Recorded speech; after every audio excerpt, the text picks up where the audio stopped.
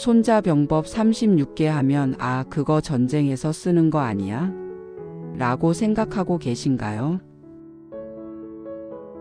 사실 이 36가지 전략은 우리 일상에서도 유용하게 활용할 수 있는 인생의 지혜이기도 합니다. 오늘은 그중 몇 가지를 재미있는 이야기와 함께 풀어보려고 하니 편안하게 들어주세요. 아마 들으시면서 아, 나도 이런 상황 겪어봤는데 하고 공감하실지도 몰라요. 첫째, 만천과의 하늘을 속이고 바다를 건넌다. 옛날 어느 마을에 한 소년이 살고 있었습니다. 이 소년은 친구들과 노는 걸 너무 좋아해서 매일 늦게까지 밖에서 뛰어놀곤 했죠. 그런데 부모님이 늘 일찍 집에 들어오라고 하셨습니다. 그러던 어느 날 소년은 기발한 방법을 생각해냈습니다. 그는 일부러 평소처럼 일찍 집에 들어와 조용히 있다가 부모님이 방에 들어가신 후 몰래 다시 나가는 거였죠. 이렇게 하면 부모님은 아들이 일찍 들어왔다고 생각하고 안심하셨습니다. 결국 아무도 모르는 사이에 소년은 친구들과 밤늦게까지 놀 수 있었죠.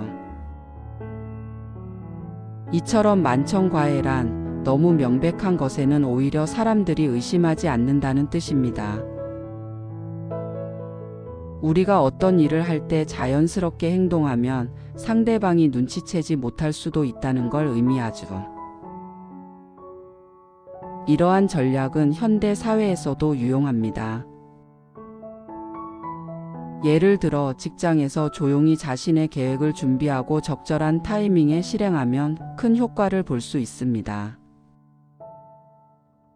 둘째, 차도살인, 남의 칼을 빌려 사람을 해치다. 이제 다른 이야기를 해볼까요? 어느 작은 회사의 동료들 사이에서 은근히 신경전을 벌이던 두 사람이 있었습니다. 그런데 그중 한 사람은 직접 나서지 않고 다른 동료를 이용해 상대를 견제했습니다. 회사 상사에게 상대방이 실수를 했다는 이야기를 은근슬쩍 흘렸고 결국 상사가 직접 꾸짖도록 만든 것이죠. 자기는 손 하나 까딱하지 않고도 원하는 결과를 얻은 겁니다. 이처럼 차도살인이란 직접 나서지 않고도 다른 사람의 힘을 빌려 목표를 이루는 전략입니다. 하지만 남용하면 신뢰를 잃을 수도 있으니 조심해야겠죠. 이런 방식은 비즈니스 협상에서도 종종 사용됩니다. 경쟁자를 직접 공격하는 대신 제3자를 활용하여 전략적으로 상황을 조정하는 것이죠. 셋째, 포전인홍, 벽돌을 던져 옥을 얻는다. 이번엔 아주 현실적인 이야기입니다. 한 작은 가게를 운영하는 사장님이 있었습니다. 어느 날 새로운 고객을 끌어들이기 위해 무료 샘플을 나눠주기로 했죠.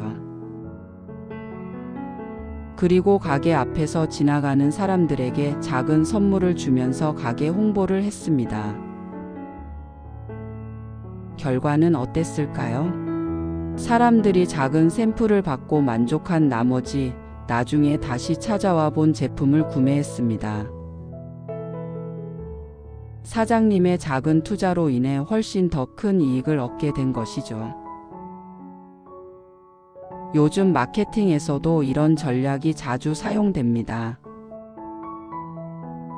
무료 체험판을 제공하는 소프트웨어나 처음 가입 시 혜택을 주는 서비스들이 바로 이 전략을 활용한 것이죠. 이처럼 포전인 옥이란 작은 것을 내어주고 더 큰 것을 얻는 전략입니다. 우리는 일상 속에서 작은 친절을 베풀거나 작은 선물을 주면서 더 큰 신뢰와 보상을 받을 수도 있죠. 넷째, 금선탈각, 매미가 허물을 벗고 도망가다. 옛날에 한 영리한 도둑이 있었습니다. 그는 매번 절묘한 타이밍에 경찰을 따돌렸죠. 어느 날 경찰이 그의 은신처를 포위하자 그는 자신의 옷과 모자를 일부러 눈에 띄는 곳에 두고 몰래 다른 출구로 빠져나갔습니다. 경찰들은 그의 흔적을 따라가며 그가 아직 그곳에 있을 거라 생각했지만 사실 그는 이미 한참 전에 도망친 후였죠.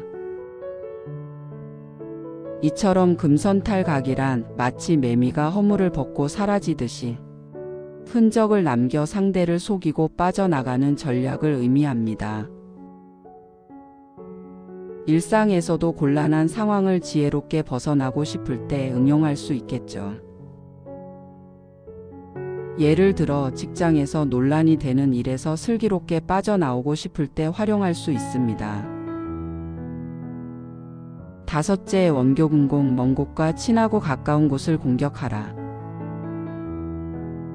한 회사에서 신입사원이 들어왔습니다.